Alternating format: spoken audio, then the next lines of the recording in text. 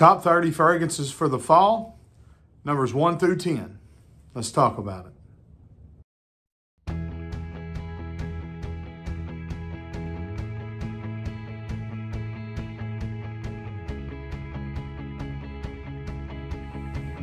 Hey friends, John here from Proverbs 27:9 Fragrances.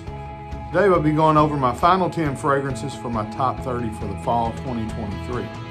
If you would, go ahead and make sure you like the video, leave me a comment, let me know what you're going to be wearing this fall. And please subscribe to the channel. It's amazing how many viewers that I have to this channel that are non-subscribers. So just hit that subscribe button.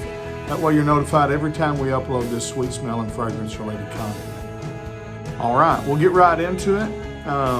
Final 10 fragrances here. Number 10 is going to be Amen by Mugler. I love this fragrance. It's the original. I've not smelled a lot from the line. I have smelled a few of the flankers, but to me, this one is so good. It's the original gourmand fragrance for men. It's sweet. It's there's caramel, there's honey, there's a milk note, there's coffee, there's a chocolate vibe that comes through, but somehow they keep the woodiness and the spiciness going so well that it doesn't smell like dessert. It just smells like a slightly gourmand sweet men's fragrance. I love wearing it. It's almost, you have to wear it in the cool to cold months because it is, kind of sweet and it's got that bite, but it's great. All right, the next one here, similar fragrance based on it. In fact, even if you look at the design, you got to cut out and all that. Animal by Animal. This one actually, I think, predates this one, but it's because this was based on the female version, which come out first, Angel. This is Angel Men. This was based on Angel for women.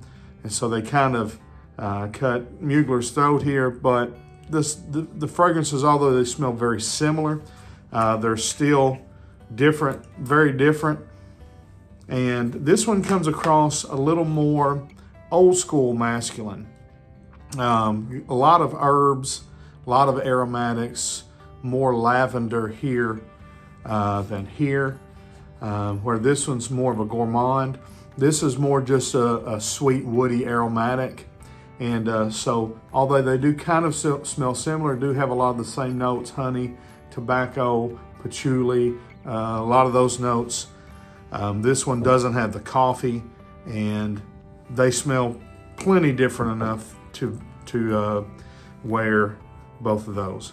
And I think the next fragrance here is the next kind of iteration on that same kind of DNA, and it's Halloween Man X. So this one here, again, you've got that sweet accord, you've got that coffee note, you've got lavender, but much simpler note breakdown here, a much more modern take, but I think those three fragrances are all nice rotations. That's all in the same wheelhouse. All right. I think number 7 here from the House of Versace, Eros EDT. You're going to need a fragrance in the fall that you can wear anytime, easy reach, grab.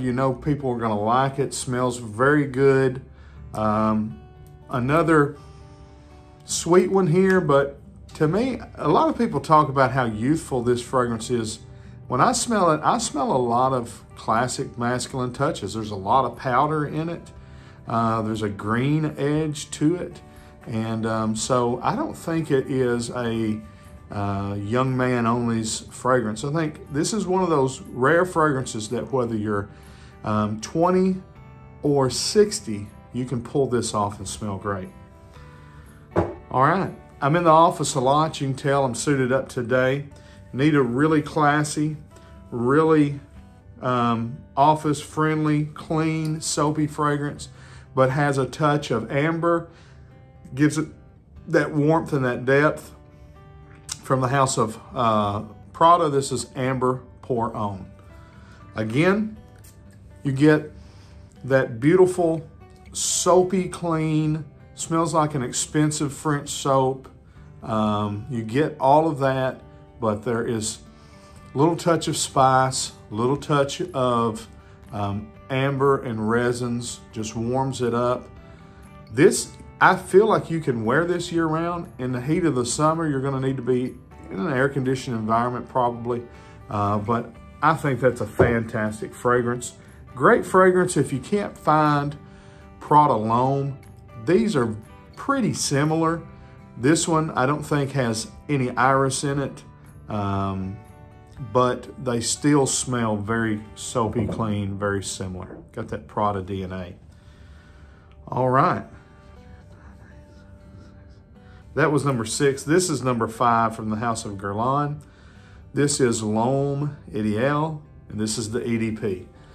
This is the one that gets all the love, and rightfully so. It's a fantastic fragrance. Got that wonderful Guerlain atomizer on it, pressurized. Everything about this fragrance is just class. Love that juice color, love that beautiful, it looks like a jewel case, like something you would get a diamond ring box or a diamond necklace box. Heavy cap, all the presentation's fantastic, but the juice inside this Guerlain L'Homme Ideal line, you know, it got a lot of hate when it first came out because the people in the frag community said, oh, Guerlain, you know, why would you release this line? It's just too mass appealing. Guys, you know, if mass appealing is done right, isn't that kind of smart? Don't you want something that smells unique? Because there's nothing else there's no other designer line that I know of that smells like this. It's not like they just shoved a blue fragrance out in front of you. To my knowledge, I don't think Guerlain even has a blue fragrance. This is almond, it's leather, it's cherry, it's, you know, it's fruity, it's woody, it's sweet, it's masculine, it's classy. This is fantastic fragrance. Every fragrance in this line is great. I think probably the least that I like is Sport, although I ranked them one time, and when I was smelling them that day, Sport jumped to the top. That just tells you they're all good, and that's a fantastic fragrance. All right, number 4 spot. This is going to be from a clone house, I would say. Maybe not so much, but probably Rosassi. This is La Yucawam, which is a Tom Ford Tuscan leather inspired fragrance. You get that sweet, fruity, kind of got a raspberry touch to it, and loads of nice, supple black leather, you know, that feel of wearing a soft, like a lambskin leather, with some nice fruity touches, some nice creamy wood touches, very smooth, very round, very mass appealing, very compliment pulling as well. That's a great fragrance. All right, the third one. Again, these ain't ranked as far as favorite to least. These are just 30 fragrance, but for some reason I started at 30 and I'm going down, so I just got to keep it going. But a new one to my collection from the house of Rochas. This is Moustache Eau de Parfum. This is the one that gets compared a lot to YSL Tuxedo. This is just a beautiful fragrance. Another classy fragrance. I love the fluted bottle design, heavy cap, great atomizer, beautiful juice color. All of those things are fantastic, but the smell here is just so sophisticated. To me, the opening is my least favorite part, although I think it's great. The matte note or the mate note comes across a little bit like tea, and I'm not huge on tea fragrances. I'll probably come around to it because I am. It used to really bother me. Now I like it, don't love it, but when this thing, after about 15, 20 minutes and that kind of All the other background notes start to, come out.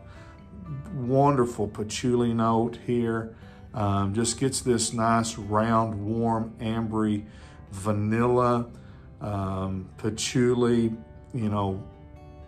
kind of woody, just smooth. There is a little bit of a sharpness that I think is coming from the citrus note here in the top, but that's okay. It puts a little contrast to it, but that's a great fragrance. All right, second one, number 2,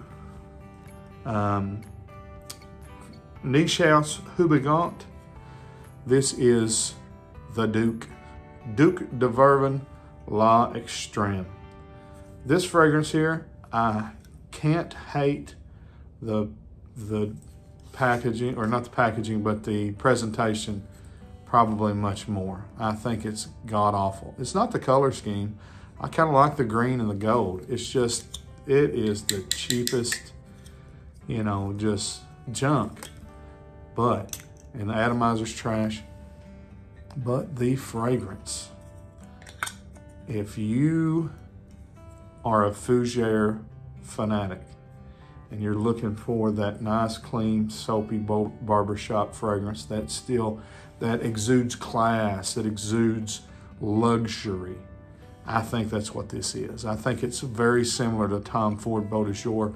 Although they don't smell the same, I think they're constructed very much the same and have a lot of those same very round, robust, smooth, luxurious, luxury barber foam. Where Drakkar Noir smells like you got a $20 shave and a haircut, this smells like you got a $200 shave and a haircut. And talking about a shave and a haircut, last one, number 1, the final one on the list. From a men's grooming brand, we're gonna go with a cheapie here, from the house of Cremo, Spice and Black Vanilla. My number 1 video on the channel. Don't know why. One of my earliest videos, so I think that plays into it a little bit, but for whatever reason, this video, over 13,000 views. Every month, it's either number 1 or number 2. You know this fragrance, probably. This is a take on Spice Bomb Extreme, but what it does is it freshens it up and it cleans it up. It lends a little soapiness to it. Again, without being shower gel, it's not a shower gel soapiness. It's more like a Prada soapy quality, which when you take that Spice Bomb Extreme DNA and you soften it down and make it a little cleaner, softer. It's not as spicy, but it's more fresh, and I don't know, it lends itself to more seasons as well. You can wear this in the warm weather, maybe not so much the hot weather, but if you're in an air-conditioned environment, absolutely. But that's the final one on my 30 fantastic fall fragrances. Cremo, Spice, and Black Vanilla. All right, thank you for watching. If you haven't seen the other videos, please go back and watch those. Like this video, but I really would like for you to leave a comment and let me know what you're going to be wearing, maybe what you'd like for me to review. Make sure you're subscribed to the channel. Till we see you down the road, we say God bless. Frag on, frag.